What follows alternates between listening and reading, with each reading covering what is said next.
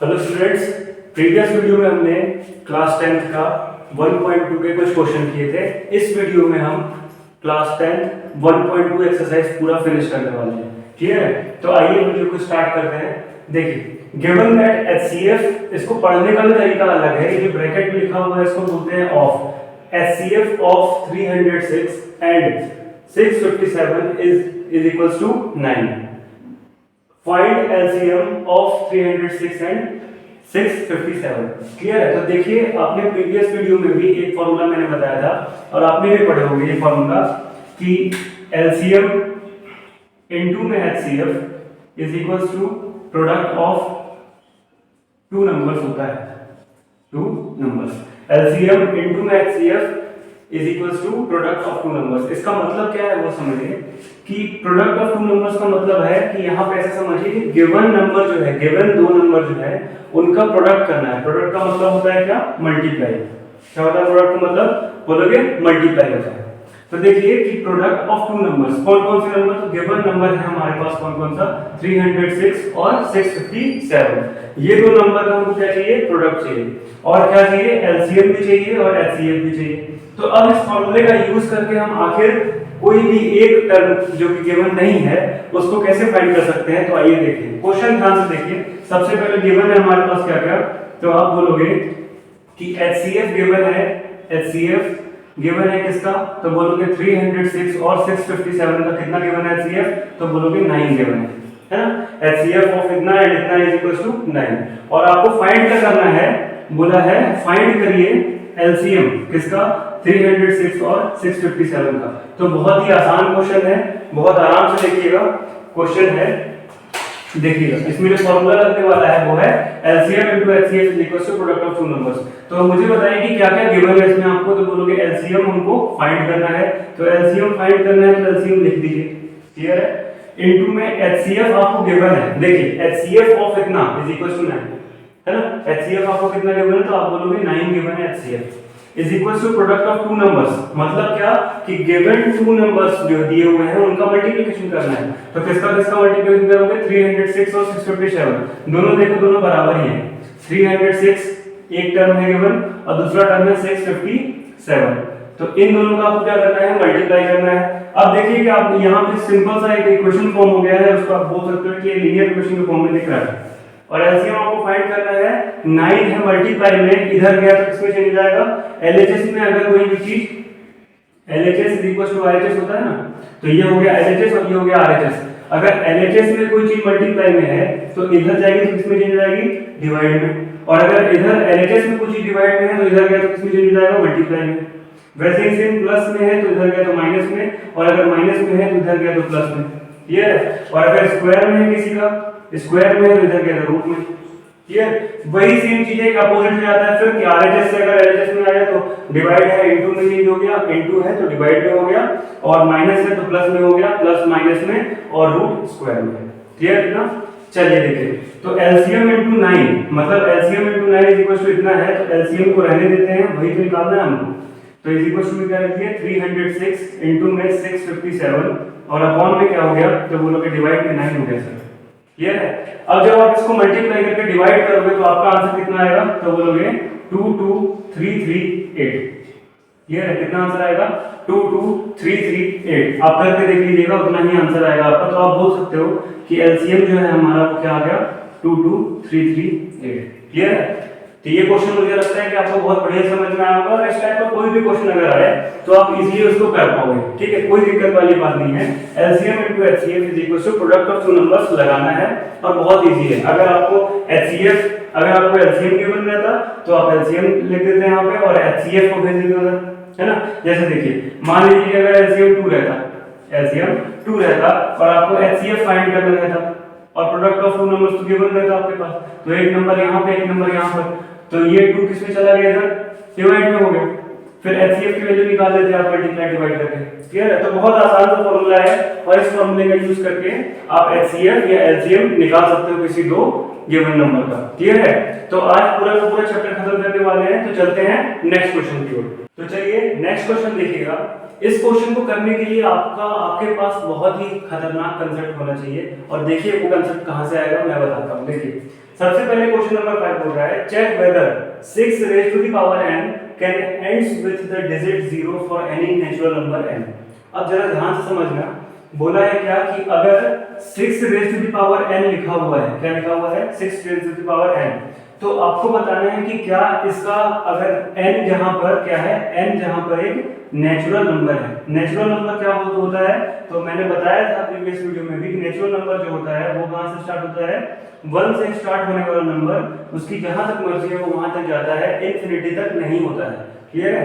इसको non finite term की category में रखा जाता है, नॉन फाइनाइट टर्म की कैटेगरी में रखा जाता है, और ये इसका सिंबल करने का तरीका है LF नॉट। क्लियर है? ये इसका सिंबल है जिसको LF नॉट बोलते हैं, LF नॉट। अच्छा तो ये छोड़िए, आप देखिए एक चीज कि अगर यहाँ पे n जो है वो नेचुरल नंबर है, तो नेचुरल नंबर का मतलब कि 1 से लेकर जहां तक जो भी पावर रखेंगे हम, मान लीजिए कि 6 की पावर में 2 रखता हूं, क्योंकि 2 भी एक नेचुरल नंबर है। 0 नहीं रख सकते हो आप, क्योंकि 0 एक नेचुरल नंबर नहीं है। और बात किसकी कर रहा है, for any natural number n। Clear? बोला है कि क्या 6 की पावर हम ऐसा नेचुरल नंबर रख सकते हैं जिसका सॉल्व करने के बाद क्या 6 का जो आंसर आएगा, 6 raise to the power something का जो आंसर आएगा, क्या उसके लास्ट में द डिजिट 0, मतलब लास्ट में जो है कि 0 आएगा, क्या वो डिजिट के लास्ट में 0 से एंड करेगा वो डिजिट? तो देखते हैं कि अगर मैं 6 की पावर 1 रखूं, 1 भी एक नेचुरल नंबर है तो आंसर 6 नहीं आएगा। 6 की पावर 2 रखूं तो आंसर आएगा 36। क्लियर है? वैसे ही अगर मैं 6 की पावर 3 रख दूं तो बोलोगे 216 आ गया। मतलब कि इसका जो लास्ट का टर्म है वो 666 ही आ रहा है, और इसके लास्ट के टर्म में कभी 0 नहीं आएगा। लेकिन क्यों 0 नहीं आएगा, आइए थोड़ा सा उसके ऊपर बात करते हैं। अब देखिए एक चीज देखना है, यहाँ पे जो कंसेप्ट बताने वाला हूँ वो बहुत इंपॉर्टेंट है। मुझे बताइए कि 0 कब किसी के लास्ट में आता है, 0 कब किसी के लास्ट में आता है, तो मुझे बताइए कि सबसे पहले 0 वाला टर्म कौन सा है, तो आप बोलोगे 1 नहीं है, 2 नहीं है, 3 भी नहीं है, 4 5 6 7 8 9 नहीं है, लेकिन 10 है, 10 है। तो मुझे बताइए कि 10 कैसे आया, कहां से आया 10? तो आप बोलोगे कि आप इसको 2 into 5 लिखिए ना, तो भी 10 आ जाएगा। क्लियर है? 2 into 5, 10 into 1 नहीं लिखना है, 2 into 5 लिखना है। क्लियर है? 2 into 5 लिखोगे तो क्या आएगा, तो आप बोल सकते हो कि इसका फैक्टर जो है, एक कंसेप्ट तो बना यहाँ से कि जो 10 का फैक्टर है वो क्या है, 2 और 5 दोनों है। अगर 10 के फैक्टर मतलब कि किसी का मल्टीपल अगर 2 और 5 है तो उसके लास्ट उसका कहीं ना कहीं लास्ट टर्म जो है वो 0 आने का चांस है, 0 ही आएगा उसका लास्ट टर्म अगर 2 और 5 है। इसका मतलब अगर देखिए कि अगर मैं 6 की बात कर रहा हूं तो इसका फैक्टर देखिए क्या है, तो आप बोलोगे इसका फैक्टर है 2 और 3, है ना। 2 तो इसका फैक्टर है, बट क्या 5 है, तो बोलोगे 5 नहीं है। और अगर 5 नहीं है तो उसके लास्ट में 0 कभी जिंदगी में नहीं आएगा। अब देखिए एक चीज, जैसे मान लीजिए कि 20 का अगर आप प्राइम फैक्टर करो तो सबसे पहले 2 लिखोगे, फिर नीचे आ गया 10, फिर 2 करोगे, फिर आ गया 5। तो देखिए एक चीज कि फिर से 2 आ गया और फिर से 5 आ गया, मतलब 2 यहाँ पे भी और 5 यहाँ पे भी। तो इसका मतलब 10 का जो फैक्टर है वो 2 और 5 है। ये मतलब एक चीज और समझो यहाँ से कि जितने लास्ट टर्म में 0 वाले टर्म हैं, जितने लास्ट में 0 वाले टर्म है उसका फैक्टर क्या है कि 2 और 5 दोनों उसका फैक्टर है। क्लियर है? जैसे कि अगर और मान लो 60 मान लो, तो 60 का भी प्राइम फैक्टर करोगे तो क्या आएगा, 2 30 2 15, फिर आ गया आपका 3 और 5। तो देखिए 2 और 5 दोनों आ गए। इसका मतलब कि 2 और 5 जहां जहां आएगा उसका लास्ट टर्म जो है वो 10 होगा, लास्ट टर्म जो है वो 0 होगा। क्लियर है? तो अब यहाँ पे बोला है कि क्या 6 raise to the power n का कितना भी पावर अगर रख दो, नेचुरल नंबर्स की पावर रख दो, 1 2 3 4 5 6 7 8 9 10, जहां तक आपको रखना है वहां तक रख दो, क्या उसका जो लास्ट टर्म है कभी भी can ends with the digit 0?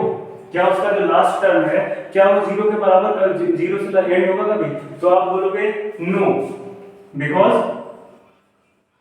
आप पूरी की पूरी ये थ्योरी लिख देना वहां पे कि जिसका भी फैक्टर होगा 10, अगर किसी के लास्ट में 10 होना है, मतलब किसी के लास्ट में अगर 0 चाहिए तो उसका कहीं ना कहीं फैक्टर आपको 2 और 5 चाहिए, और 6 का फैक्टर है कितना, 2 और 3।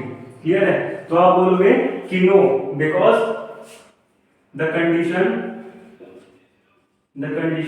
To satisfy this equation the digit ends with 0 ends with 0 is 2 into 5 is the factor of the given term. Clear है? मतलब गिवन टर्म का फैक्टर क्या होना चाहिए, 2 और 5 दोनों होना चाहिए फैक्टर, तभी जाके आपका डिजिट जो है उसके लास्ट में एंड 0 से करेगा।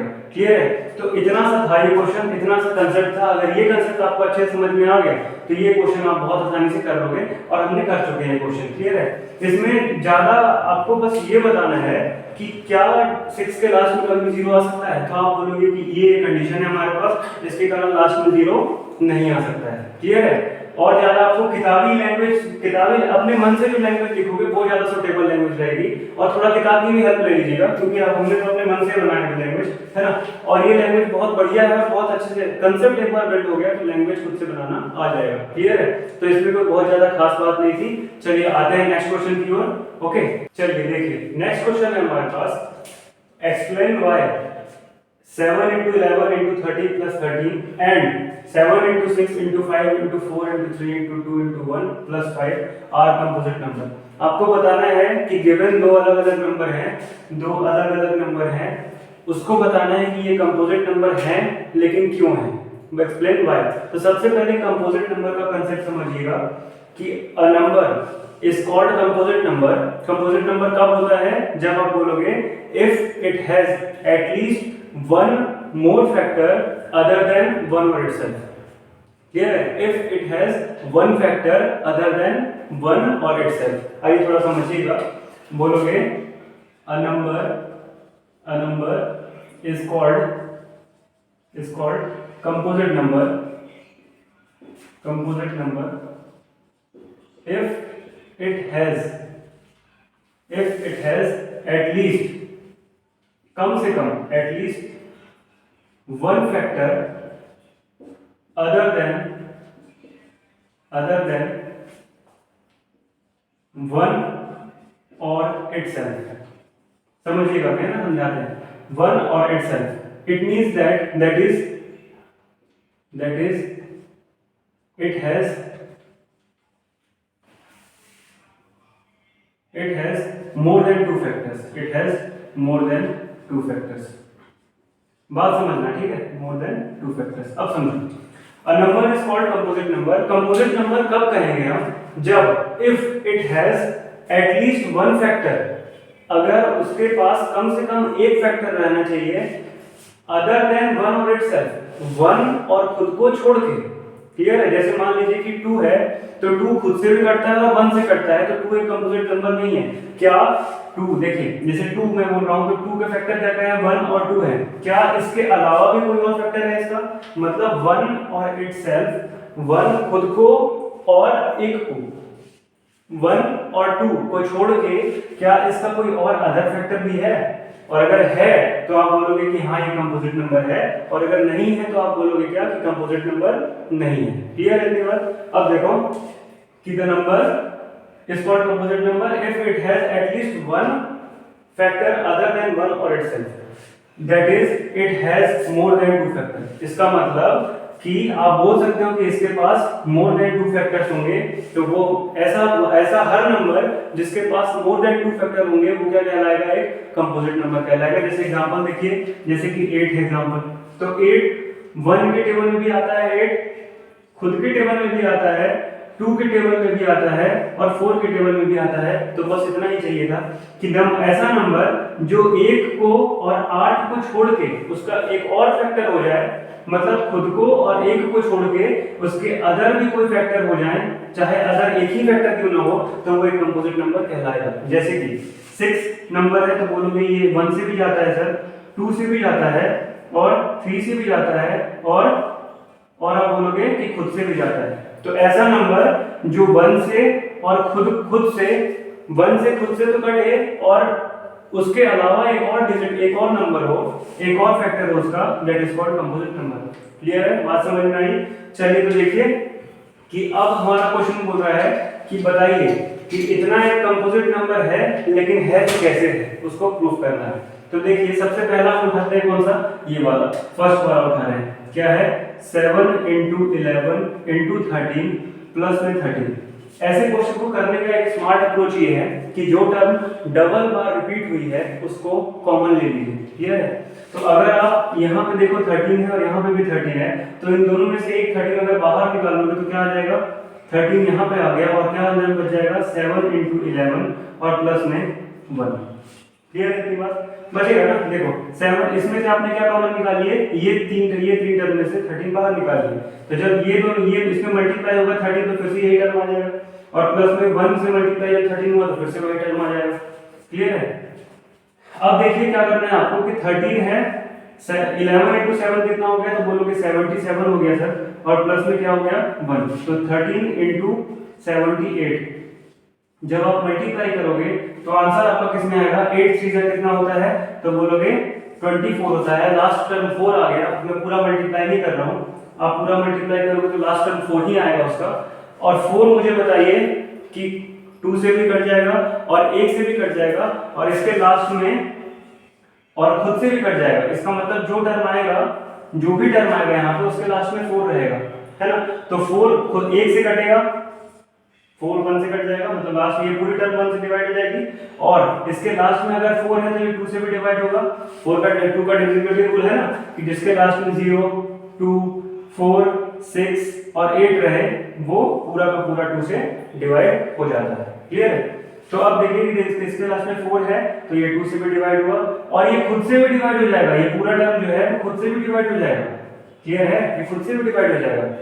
तो मुझे बताइए कि आपको क्या चाहिए था कि ऐसा नंबर जो जिसको 1 और खुद को छोड़ के एक और फैक्टर हो जाए, 1 और खुद को छोड़ के एक और फैक्टर हो जाए तो वो कंपोजिट नंबर बन गया। क्लियर है? इतनी सी बात थी बस। अब देखिए यहीं पे देखिए नेक्स्ट क्वेश्चन, यहीं पे नेक्स्ट क्वेश्चन देख लीजिए। नेक्स्ट क्वेश्चन है 7 × में 6 × में 5 × 4 × 3 × 2 × में 1 और प्लस में 5। अब देखिएगा यहाँ पे कि मैंने सबसे स्मार्ट अप्रोच बताया था आपको कि जो भी आपको कॉमन दिख रहा है, जो भी आपको डबल ट्रिपल बार रिपीट होता दिख रहा है उसको कॉमन निकाल लीजिए।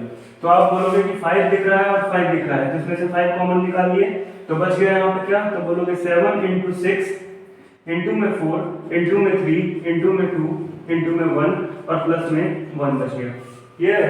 तो जब आप इन सबको मल्टीप्लाई करोगे तो क्या आएगा, तो बोलोगे 3 × 6 6 × 24 × 6 करना है, कितना आएगा 144 आ गया। क्लियर है? 144 आ गया। फिर 144 × 7 करना है, तो 7 4 28, 8 कैरी में 2 हो गया, 7 4 28 और 2 कितना हो गया 30 हो गया, 3 हो गया कैरी में, 7 और 3 कितना हो गया 10 हो गया। तो अब मुझे बताइए कि 5 × 1008 आ गया, 5 × 1008 आ गया। तो अगर 5 का मल्टीप्लाई 8 के साथ आप करोगे तो कितना आंसर आएगा, लास्ट में 0 आएगा, क्योंकि 5 8 से 40 होता है ना। तो लास्ट में 0 आ गया। और मुझे बताइए कि जिसके लास्ट में 0 है वो 2 से भी डिवाइड होगा, 5 से भी डिवाइड होगा, 1 से भी ऑब्वियस डिवाइड होगा, 10 से भी डिवाइड होगा, है ना, और खुद से भी डिवाइड होगा इटसेल्फ। तो आपको क्या चाहिए था कि ऐसा नंबर जो 1 को और खुद को छोड़ के उसका अदर और फैक्टर आ जाए, वो कंपोजिट नंबर आ गया। तो आप खुद देखो कि कंपोजिट नंबर बन गया हमारे पास। क्लियर है? तो ये आपको पूरा समझ में आया होगा। तो आते हैं नेक्स्ट क्वेश्चन पे।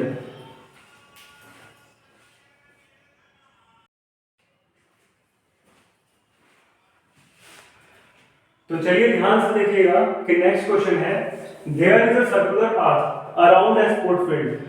एक स्पोर्ट फील्ड के चारों तरफ एक कैसा रास्ता है, सर्कुलर रास्ता है। ठीक है, सर्कुलर पाथ है।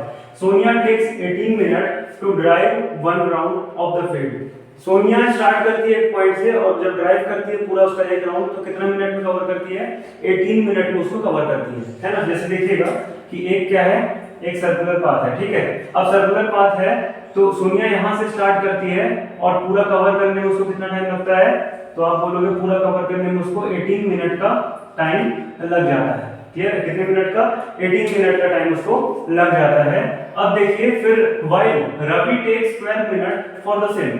और वही रवि जब स्टार्ट करता है, यही पॉइंट से रवि जब स्टार्ट करता है तो उसको कितना मिनट का टाइम लगता है, तो आप बोलोगे 12 मिनट टाइम लगता है उसको।